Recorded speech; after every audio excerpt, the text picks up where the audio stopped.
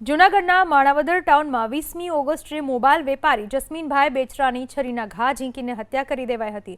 પોલીસે કેસના મુખ્ય આરોપી પ્રવીણ બારિયાની ધરપકડ કરી હતી।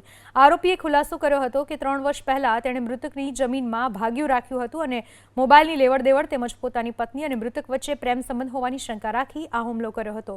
ગુનો આચર્યા બાદ પોલીસથી બચવા માટે આરોપીએ જાતે જ પોતાના શરીર ઉપર છરી વડે 7 ઘા મારી ઇજાગ્રસ્ત થવાનું નાટક કર્યું હતું। પોલીસે ઘટના સ્થળનું એફએસએલની ટીમ સાથે પંચનામું કર્યું છે તેમજ સીસીટીવી ફૂટેજ અને શીલ ગામમાંથી છરી ખરીદી હોવાના વેપારીના નિવેદન પણ નોંધ્યા છે।